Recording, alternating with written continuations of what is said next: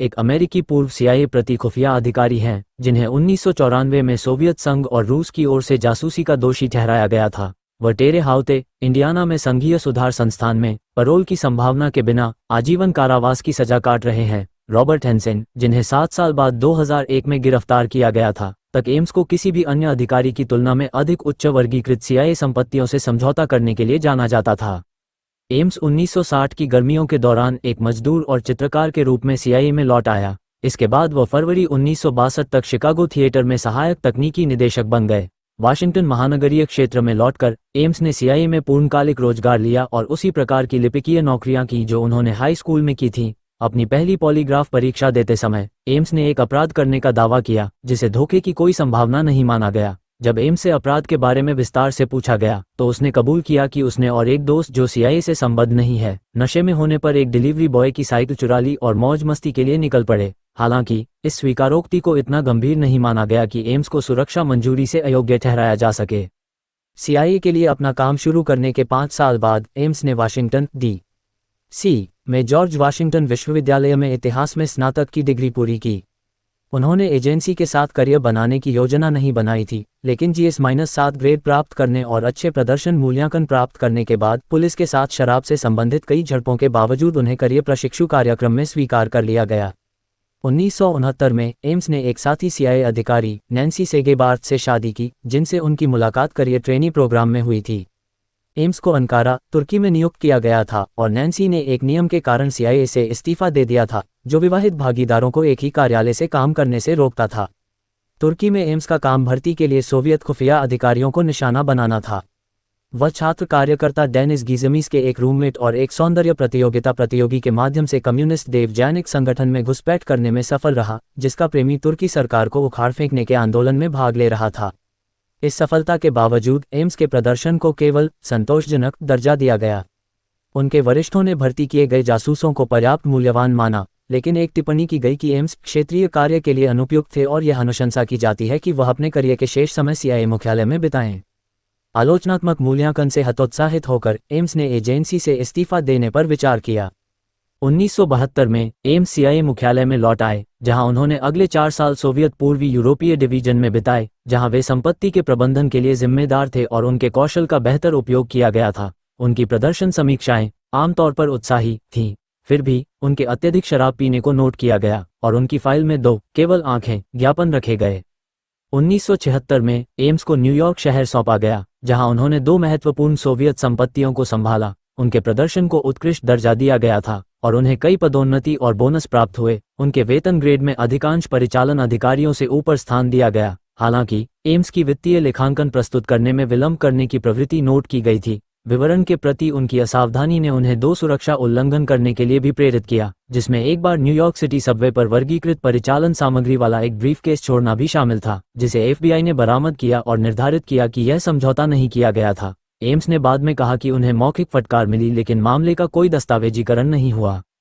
1981 में एम्स ने Mexico city में पोस्टिंग स्वीकार कर ली, जबकि उनकी तत्कालीन पत्नी न्यूयॉर्क सिटी में रही। मैक्सिको में उनका मूल्यांकन औसत दर्जे का था और वह कम से कम 3 विवाहेतर संबंधों में लिप्त थे।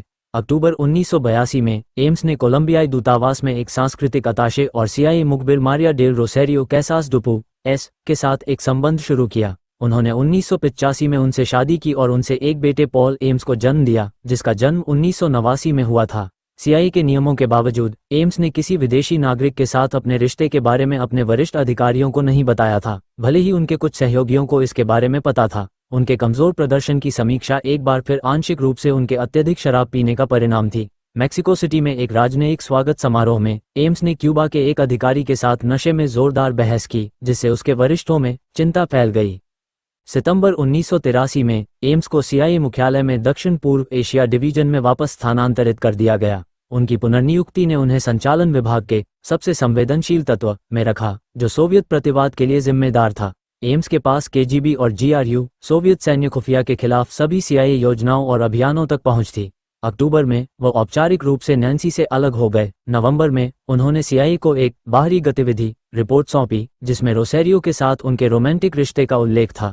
एल्ड्रिच एम्स ने बाद में टिप्पणी की कि नैन्सी ने संबंध के बारे में बहुत कम उपद्रव किया और जल्दी ही तलाक के लिए सहमत हो गई। लेकिन यह अच्छी तरह से ज्ञात हो गया कि वह उनकी अधिकांश संयुक्त संपत्ति अपने पास रख रही है।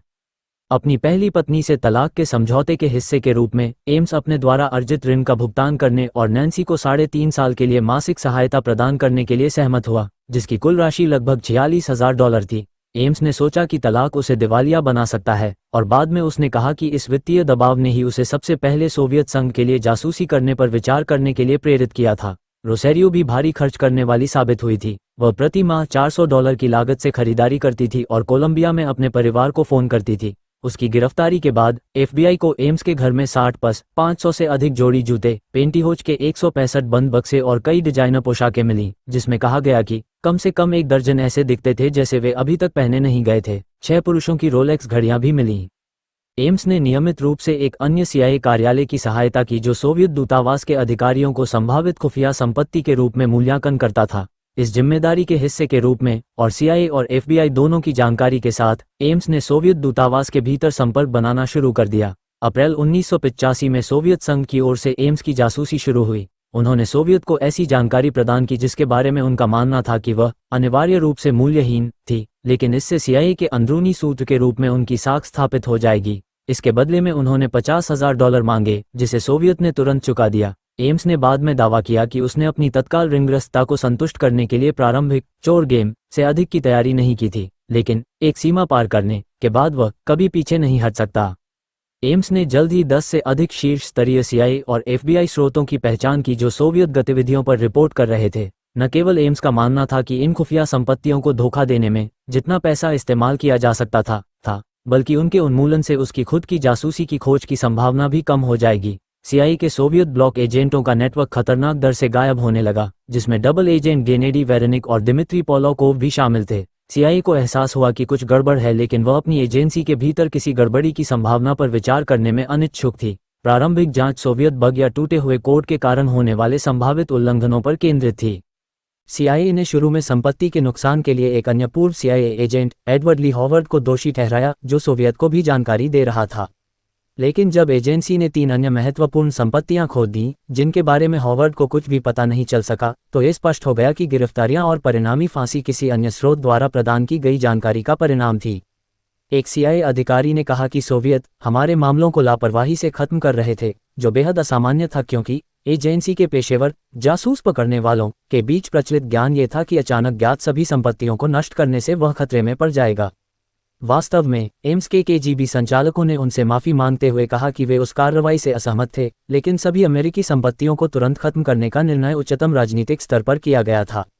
इस बीच एम्स ने सोवियत दूतावास में अपने संपर्क सर्गेई दिमित्रिएविच चुखिन से खुलेआम मिलना जारी रखा। कुछ समय के लिए एम्स ने सीआईए और एफबीआई के लिए चुखिन को भर्ती करने के प्रयास के रूप में चित्रित की गई प्रगति का सारांश दिया। हर बार जब दोनों ने दोपहर का भोजन किया तो एम्स को $20,000 से $50,000 मिलते थे। अंततः एम्स को सोवियत संघ से $4.60 मिलियन मिले, जिससे उसे एक सीआईए अधिकारी की तुलना में कहीं अधिक जीवन शैली का आनंद लेने की अनुमति मिली। अगस्त 1985 में जब एम्स का तलाक अंतिम हो गया तो उन्होंने तुरंत रोसेरियो कैसास डुपू से शादी कर ली। ये समझते हुए कि उनकी नई संपत्ति पर भौहें चढ़ जाएंगी, उन्होंने एक कवर स्टोरी बनाई कि उनकी समृद्धि उनकी कोलंबियाई पत्नी के अमीर परिवार द्वारा उन्हें दिए गए धन का परिणाम थी। एम्स ने बोगोटा में अपने नए ससुराल वालों को उनकी गरीबी की स्थिति को सुधारने में मदद करने के लिए अपने जासूसी भुगतान की काफी मात्रा में तार दिया। मई 1985 के मध्य में किसी ने स्पष्ट रूप से सोवियत को सूचना दी कि लंदन में उनके स्टेशन प्रमुख ओलेग गोर्डिवस्की MI6 को रहस्य भेज रहे थे, जो वह 11 वर्षों से बड़ी गोपनीयता के तहत कर रहे थे। 17 मई 1985 को गोर्डियवस्की को मास्को वापस बुलाया गया, जहां उन्हें नशीला पदार्थ दिया गया और MI6 के साथ उनके कथित संचार के बारे में पूछताछ की गई। इस बात पर बहुत संदेह था कि एम्स ने गोर्डियवस्की की गतिविधि की सूचना सोवियत प्रति खुफिया को दी थी। हालांकि जून 1994 में द वाशिंगटन पोस्ट ने कहा कि एम्स से 6 सप्ताह की पूछताछ के बाद एफबीआई और सीआईए इस बात को लेकर असमंजस में है कि क्या एम्स या किसी और ने सबसे पहले सोवियत को गोर्डियवस्की के बारे में चेतावनी दी थी। एक एफबीआई एजेंट ने बताया कि एम्स ने 13 जून 1985 तक गोर्डियवस्की के बारे में सोवियत को सलाह नहीं दी थी। उस समय तक जासूस केजीबी की निगरानी में था। हालांकि 19 जुलाई 1985 तक उस पर राजद्रोह का आरोप नहीं लगाया गया था, जब MI6 एजेंटों ने उसे ब्रिटेन में घुसपैठ कराना शुरू कर दिया था। 1986 में सीआईए की कई संपत्तियों के नुकसान के बाद एम्स ने केजीबी को बताया कि उसे डर है कि वह एक संदिग्ध होगा। केजीबी ने एक विस्तृत मोड का निर्माण करके अमेरिकी जांचकर्ताओं को एम्स की राह से भटका दिया, जिसमें एक सोवियत मामले के अधिकारी ने सीआईए संपर्क को बताया कि मोल वर्जीनिया के एक गुप्त सीआईए संचार सुविधा वॉरेंटन, वर्जीनिया में वॉरेंटन ट्रेनिंग सेंटर WTC में तैनात था। मोल हंटर्स ने लगभग 1 वर्ष तक WTC में 90 कर्मचारियों की जांच की और 10 संदिग्धों तक पहुंचे। हालांकि मुख्य अन्वेषक ने कहा कि इतने सारे समस्याग्रस्त व्यक्तित्व हैं कि कोई भी अलग नहीं दिखता है। 1986 में एम्स को रोम में तैनात किया गया था, जहां उनका प्रदर्शन एक बार फिर औसत दर्जे से लेकर खराब तक था और इसमें फिर से उनके शराब पीने की समस्या के सबूत शामिल थे। बावजूद इसके 1990 से 1991 तक उन्हें सीआईए के counter intelligence centre analysis group में फिर से नियुक्त किया गया, जिसने उन्हें अमेरिकी डबल एजेंटों की जानकारी सहित अत्यंत संवेदनशील डेटा तक पहुंच प्रदान की। बाद में उनके दलबदल करने के बाद गॉर्डियव्स्की ने एम्स द्वारा केजीबी को प्रदान की गई जानकारी के बारे में अत्यधिक बात की, जिसमें कहा गया कि एम्स का महत्व बहुत बड़ा था और सोवियत उनके द्वारा दिए गए रहस्यों की गुणवत्ता और मात्रा से प्रभावित थे। 1986 के अंत में सीआईए ने लीक के स्रोत की जांच के लिए एक टीम इकट्ठी की, पॉल रेडमंड के नेतृत्व में, और जीन विटेफ्यूएल, सैंड्रा ग्रिम्स, डायना वर्थेन और डैन पाइने सहित टीम ने विभिन्न संभावित कारणों की जांच की, जिसमें यह संभावना भी शामिल थी कि केजीबी ने एजेंसी को परेशान किया था या उसके संचार को बाधित किया था या जगह में कोई छेड़छाड़ की थी। 1990 तक सीआईए को यकीन था कि एजेंसी में कोई गुप्तचर था, लेकिन वह सटीक स्रोत की पहचान करने में असमर्थ था। नए सोवियत एजेंटों की भर्ती लगभग रोक दी गई, क्योंकि एजेंसी को डर था कि वह अपनी मौजूदा संपत्तियों की रक्षा नहीं कर पाएगी। इससे पहले नवंबर 1989 में एक साथी कर्मचारी ने बताया था कि एम्स एक सीआईए अधिकारी की क्षमता से परे जीवन शैली का आनंद ले रहा था और उसकी पत्नी का परिवार उसके दावे से कम अमीर था। वर्थेन, मोल हंट टीम के सदस्यों में से एक, रोसेरियो को उसकी शादी से पहले से जानता था और एम्स निवास में पर्दे लगाने पर चर्चा करने के लिए एक दिन उससे मिला था। वर्थेन ने हाल ही में अपने घर में पर्दे लगाए थे और उन्हें पता था कि वे महंगे हो सकते हैं। उसने पूछा कि पहले किस कमरे पर ध्यान केंद्रित करना है, जिस पर रोसेरियो ने हंसते हुए कहा, कीमत के बारे में चिंता मत करो, हम एक ही बार में पूरा घर तैयार करने जा रहे हैं। वर्थेन को यह भी पता था कि रोसेरियो के माता पिता के पास बहुत कम पैसे थे और बोगोटा में सीआईए संपर्क से पता चला कि उसका परिवार अब अच्छी तरह से संपन्न था। फिर भी सीआईए धीरे धीरे आगे बढ़ी। जब एम्स के वित्त को देखने के लिए नियुक्त अन्वेषक ने 2 महीने का प्रशिक्षण पाठ्यक्रम शुरू किया तो किसी ने तुरंत उसकी जगह नहीं ली। जांचकर्ताओं का ध्यान विदेश में एक सीआईए अधिकारी की झूठी कहानी से भी भटक गया, जिसने दावा किया था कि सोवियत संघ ने यूएसएसआर में पैदा हुए एक कर्मचारी के साथ सीआईए में प्रवेश किया था। 1986 और 1991 में सोवियत संघ के लिए जासूसी करते हुए एम्स ने 2 पॉलीग्राफ परीक्षाएं उत्तीर्ण की। वह शुरू में परीक्षा देने की संभावना से भयभीत था, लेकिन केजीबी ने उसे बस आराम करने की सलाह दी। एम्स के परीक्षण में कुछ प्रश्नों के भ्रामक उत्तर प्रदर्शित हुए, लेकिन परीक्षकों ने उसे पास कर लिया।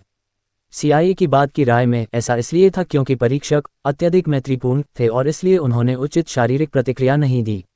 सीआईए ने अंततः एम्स पर ध्यान केंद्रित किया जब सहकर्मियों ने उसकी स्पष्ट व्यक्तिगत उपस्थिति पर ध्यान दिया, जिसमें शामिल हैं कॉस्मेटिक दंत चिकित्सा, एम्स के दांत जो भारी धूम्रपान के परिणामस्वरूप पीले हो गए थे पर रोक लगा दी गई थी। पोशाक, एम्स को सौदेबाजी वाली बेसमेंट पोशाक के लिए जाना जाता था, लेकिन अचानक उसने दर्जी से बने सूट पहनना शुरू कर दिया, जिसे उसके वरिष्ठ भी वहन नहीं कर सकते थे। सीआईए को यह भी एहसास हुआ कि एम्स के $60,000 के वार्षिक वेतन के बावजूद वह वहन कर सकता है। आर्लिंगटन काउंटी, वर्जीनिया में $5,40,000 का घर, जिसका भुगतान उन्होंने नकद में किया। $50,000 की जगुआर लग्जरी कार, घर की रिमॉडलिंग और पुनर्सज्जा की लागत $99,000। मासिक फ़ोन बिल $6,000 से अधिक है, जिसमें ज़्यादातर एम्स की पत्नी द्वारा कोलंबिया में अपने परिवार को की गई कॉलें हैं। फिलीपींस के नौकर, जिनकी राज्यों से आने जाने की यात्रा का भुगतान एम्स द्वारा किया गया था। प्रीमियम क्रेडिट कार्ड, जिस पर न्यूनतम मासिक भुगतान उसके मासिक वेतन से अधिक हो गया हो। मार्च 1993 में सीआईए और एफबीआई ने एम्स की गहन जांच शुरू की, जिसमें इलेक्ट्रॉनिक निगरानी, उसके कूड़ेदान की जांच करना और उसकी गतिविधियों पर नज़र रखने के लिए उसकी कार में एक मॉनिटर स्थापित करना शामिल था। नवंबर 1993 से उसकी गिरफ्तारी तक एम्स को लगभग निरंतर शारीरिक निगरानी में रखा गया था। 1994 की शुरुआत में जब उन्हें मॉस्को में एक सम्मेलन में भाग लेने के लिए जाना था, एफबीआई ने माना कि अब और इंतजार नहीं किया जा सकता है और उन्हें और उनकी पत्नी को 21 फरवरी को गिरफ्तार कर लिया गया। अपनी गिरफ्तारी पर एम्स ने अधिकारियों से कहा, आप एक बड़ी गलती कर रहे हैं, आपके पास गलत आदमी होना चाहिए। 22 फरवरी 1994 को एम्स और उनकी पत्नी पर न्याय विभाग द्वारा औपचारिक रूप से सोवियत संघ और रूस के लिए जासूसी करने का आरोप लगाया गया था। उन्होंने 28 अप्रैल को अपना गुनाह कबूल कर लिया और उन्हें आजीवन कारावास की सजा मिली। एम्स द्वारा एक दलील समझौते के हिस्से के रूप में उनकी पत्नी को कर चोरी और जासूसी की साजिश के लिए 5 साल की जेल की कम सजा मिली। अदालत में एम्स ने स्वीकार किया कि उसने CIA और मुझे ज्ञात अन्य अमेरिकी और विदेशी सेवाओं के लगभग सभी सोवियत एजेंटों से समझौता किया था और USSR और रूस को संयुक्त राज्य अमेरिका की विदेश, रक्षा और सुरक्षा नीतियों पर भारी मात्रा में जानकारी प्रदान की थी। यह अनुमान लगाया गया है कि एम्स द्वारा सोवियत को प्रदान की गई जानकारी के कारण कम से कम 100 अमेरिकी खुफिया अभियानों का समझौता हुआ और कम से कम 10 स्रोतों को अंजाम दिया गया। CIA तरीकों के प्रति एम्स के विश्वासघात ने KGB को 1986 से 1993 तक अमेरिका को वास्तविक खुफिया जानकारी और दुष्प्रचार दोनों प्रदान करने के लिए नियंत्रित एजेंटों का उपयोग करने की अनुमति दी। इस फीड सामग्री में से कुछ को CIA खुफिया रिपोर्टों में शामिल किया गया था, जिनमें से कई 3 अमेरिकी राष्ट्रपतियों तक भी पहुंची। एम्स ने कहा कि वह FBI या CIA द्वारा पकड़े जाने से नहीं डरते थे, लेकिन सोवियत दलबदलुओं से डरते थे। उन्होंने कहा, वस्तुतः हर अमेरिकी जो जासूसी के सिलसिले में जेल गया है, उस पर एक सोवियत स्रोत ने उंगली उठाई है। इसके अतिरिक्त जब पॉलीग्राफ परीक्षणों के बारे में पूछा गया तो एम्स ने कहा, कोई विशेष जादू नहीं है, आत्मविश्वास ही इसका काम करता है। आत्मविश्वास और परीक्षक के साथ एक दोस्ताना रिश्ता, तालमेल, जहां आप मुस्कुराते हैं और आप उसे यह सोचने पर मजबूर करते हैं कि आप उसे पसंद करते हैं। परीक्षक को यह विश्वास दिलाना कि परीक्षा का आपके लिए कोई महत्व नहीं है, सौदा पक्का हो जाता है। विटाली युरचेंको निदेशालय के 5वें विभाग में एक KGB अधिकारी थे, संयुक्त राज्य अमेरिका में शामिल होने वाले अब तक के सबसे उच्च रैंकिंग वाले KGB अधिकारी। अगस्त 1985 में वह रोम के रास्ते अमेरिका चले गए और 3 महीने बाद सोवियत संघ लौट आए। युरचेंको द्वारा CIA को दी गई सभी जानकारी के बारे में एम्स को जानकारी थी और वह इसे KGB तक पहुंचाने में सक्षम था, जिससे खोई हुई जानकारी को आसानी से छुपाया जा सकता था। सोवियत संघ लौटने पर युरचेंको को एम्स की जासूसी को गुप्त रखने में मदद करने के पुरस्कार के रूप में FCD के भीतर एक डेस्क जॉब पर फिर से नियुक्त किया गया था। मेजर जनरल दिमित्री पोलोकोव GRU में सर्वोच्च रैंकिंग वाले व्यक्ति थे, जिन्होंने 1960 के दशक की शुरुआत से लेकर 1980 में अपनी सेवानिवृत्ति तक CIA को जानकारी दी थी। एम्स द्वारा उन्हें उजागर करने के बाद 1988 में उन्हें मार दिया गया था। पोलिकोव शायद एम्स द्वारा समझौता की गई सबसे मूल्यवान संपत्ति थी। CIA के एक अधिकारी ने पोलाकोव के बारे में कहा, उसने पैसे के लिए ऐसा नहीं किया, उसने हमारी मदद करने के लिए जगह पर रहने पर जोर दिया।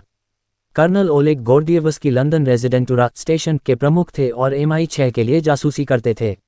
एम्स ने गोर्डिएवस्की के बारे में जानकारी सौंपी, जिसने सकारात्मक रूप से उसे एक डबल एजेंट के रूप में पहचाना। हालांकि गोर्डिएवस्की फिनिश सीमा पर भागने में कामयाब रहा, जहां उसे सोवियत संघ में हिरासत में लेने से पहले MI6 द्वारा नॉर्वे के माध्यम से यूनाइटेड किंगडम में ले जाया गया था।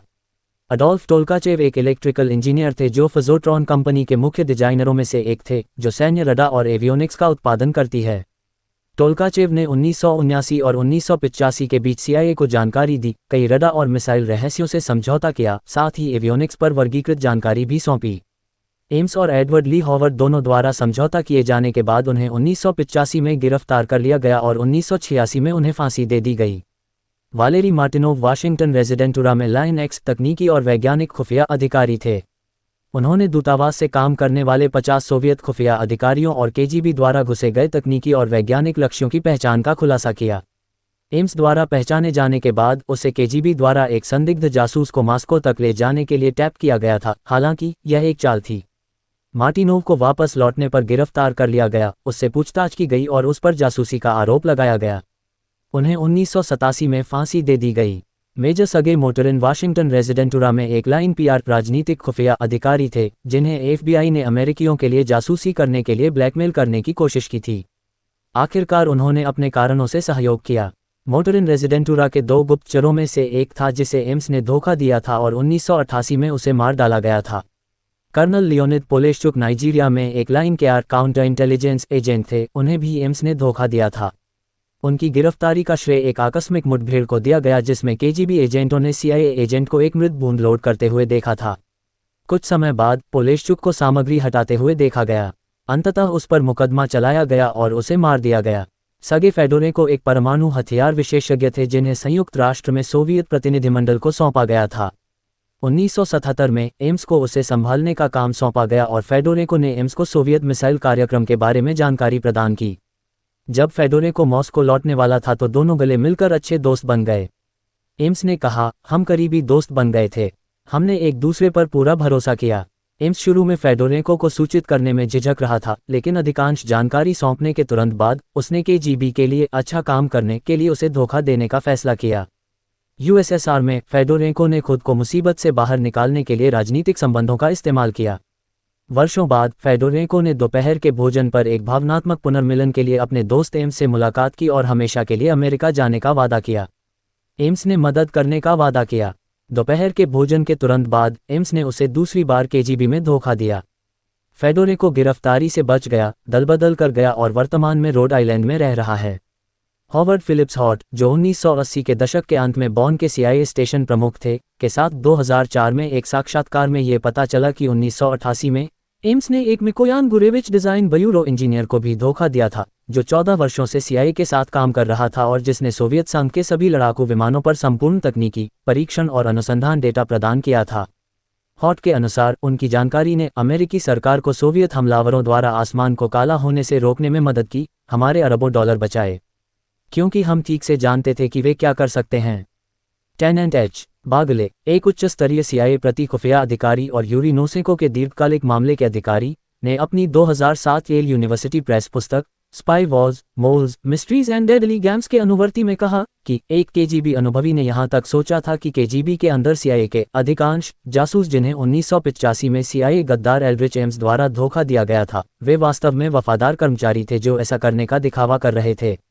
सीआईए की मदद करें। बागले के बयान का स्रोत था एलेक्जेंडर कोज़्मिनोव, जैविक जासूसी, पश्चिम में सोवियत और रूसी विदेशी खुफिया सेवाओं में विशेष अभियान।